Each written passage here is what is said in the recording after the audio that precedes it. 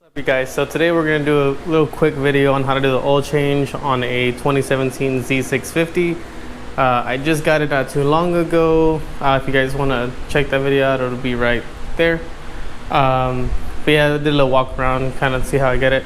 Only had it for a few days. Rode around already about 100 miles, and you just need to do an oil change on it. So really quick and easily.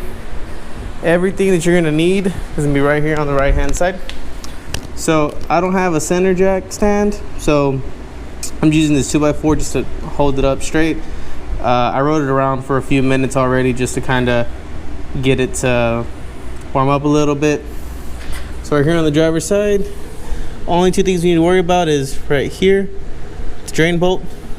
I'm sorry, driver's side on the drivetrain side, and then our oil filter right down there, and that's it.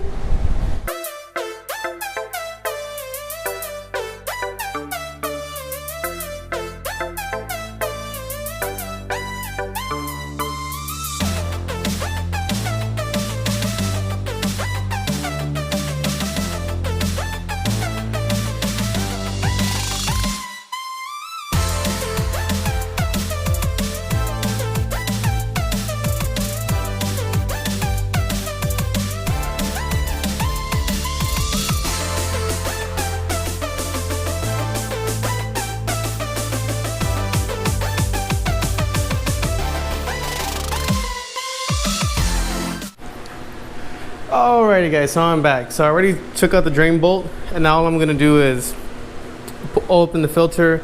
I went ahead and came onto the clutch side, and we're gonna go ahead and, I'm sorry, not the clutch side, the brake side. And we're gonna take out the fill plug, and then I'm gonna hit the oil filter from this side as well. So the fill plug is gonna be right here. I already took it out, it's sitting around the floor.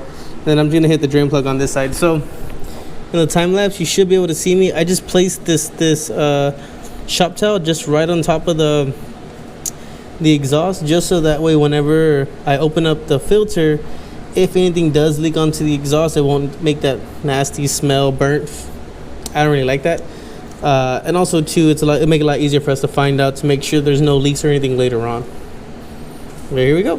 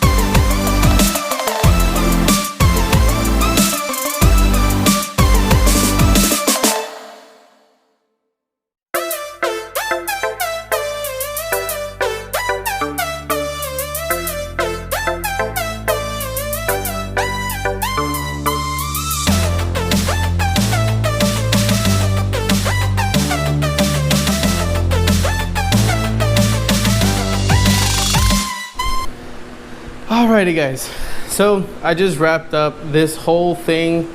Took me probably about 30 minutes, super quick, super easy. I'm just gonna run through really quickly on what I did. So I kind of talked a little bit about it, but I was kind of in a rush at the same time. So all I did was I started with the oil pan under the pan. I'm using this 2x4 because I don't have a center stand. I said that. The oil drain bolt is right under there. Pulled that out, let it drain out, hit the filter. That OEM filter was on really tight. I don't know who put it on. I don't know if this engine ever did its first cycle of oil change at 600 miles. Right now the engine has 2,000 and about 300 miles, so it should have hit its first service at 600 miles, but I don't know anything about that. So anyway, that filter was kind of a pain to get off, but as you see, I got that nice and pretty K&N air filter on it. The oil filter through the glass, now nice and clean. It was a little dark. The oil probably would have lasted maybe another few hundred miles, but I'm glad I changed it. So I just wrapped everything up. I tightened everything down. I don't have a torque wrench, but I want to say the filter's down to 17 pounds and the drain plug is 23 pounds.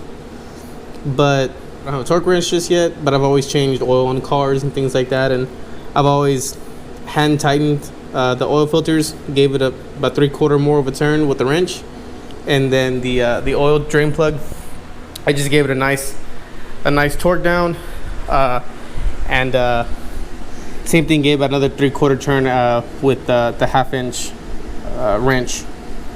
But anyway, I mean 1/2 inch. What is it called? It's not a wrench.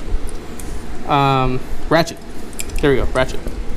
Anyway, now it's time to start her up and see how she does. So now I'm just gonna look for no leaks, make sure everything's all good. Turn her on.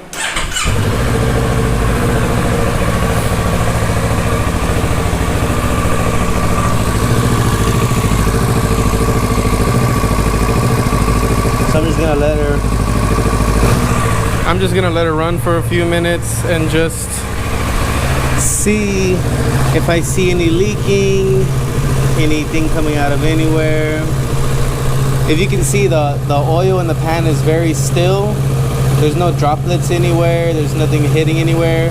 It might be a little loud. If it is, I'm sorry, but it'll be all right. I'm just gonna let it get up to operating temperature. Then I'm gonna go ahead and turn it back off, recheck the level of the oil, and then we should be good to go. A few other things that I did check while I was doing this is I did check the brake fluid, through that glass. The rear brake fluid is right here through this glass, and then the coolant is right here, which if you can see, right in between full and low, so that's good. But yeah, let's see, I'm getting close to operating temperature. I'm at least within range, which is good, and don't see any leaks anywhere. Nothing coming off that bottom oil filter, and nothing coming off that oil pan. Well, looks like we had a successful oil change. Like I said, now that it's getting close to operating temperature, I'm just gonna go ahead and shut her off. Make sure the oil's within the fill line, and there you go. So, but anyway, so I'm back here. I still don't see any leaks. I'm gonna walk around the bike one more time, make sure I don't see anything. Nope, no leaks.